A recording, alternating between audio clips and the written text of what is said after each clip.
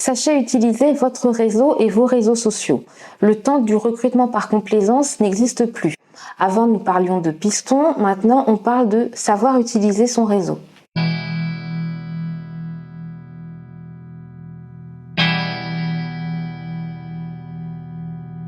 Les réseaux sociaux permettent d'identifier un bon interlocuteur et de gagner du temps. Mais multiplier les contacts n'a d'intérêt que si vous utilisez à bon escient ces contacts.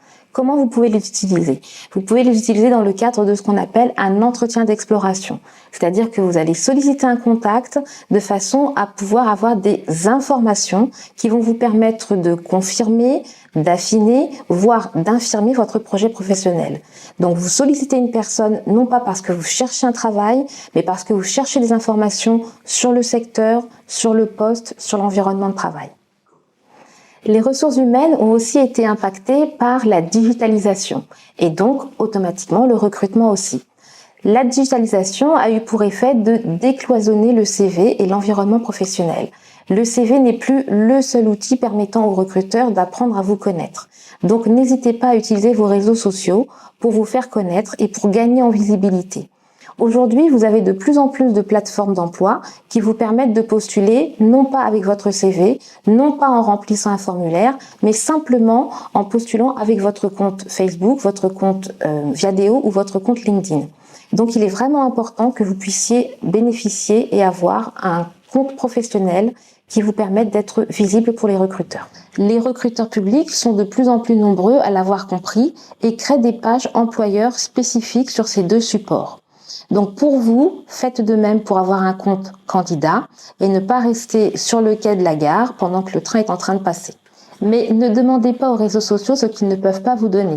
Ils vont vous permettre effectivement d'accroître votre visibilité, notamment quand vous êtes en démarche de recherche active. Ils vont vous permettre aussi de récupérer de l'information sur l'employeur, informations qui ne sont pas forcément les mêmes que sur le site internet institutionnel, mais par contre, ils ne sont que des éléments supplémentaires vous aidant dans votre démarche de mobilité. Quand vous allez créer votre compte LinkedIn ou Viadeo, déjà, sachez que c'est gratuit, bien évidemment. Mettez à jour votre CV et indiquez vos compétences, vos expériences, vos centres d'intérêt professionnels et personnels. Car le profil LinkedIn ou Viadeo n'est pas une simple redite de votre CV. Il apporte plus. Vous devez vous poser les questions suivantes. Qui suis-je? Qu'est-ce que je fais actuellement? Qu'est-ce que j'ai envie de faire à court et moyen terme?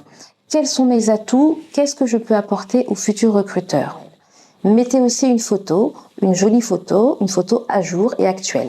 Une fois que vous avez créé votre compte et que vous commencez à être suffisamment à l'aise avec le support sur lequel vous êtes inscrit, n'hésitez pas à demander des personnes en contact pour élargir votre réseau. Bien évidemment, ciblez des contacts qui sont en lien avec votre secteur d'activité, avec votre projet professionnel ou avec votre poste actuel.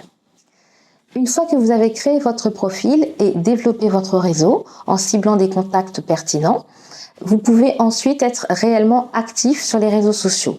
Être actif, ça veut dire participer à des échanges d'informations, créer vous-même de l'information et de l'actualité, entrer dans des communautés en lien avec vos centres d'intérêt professionnels.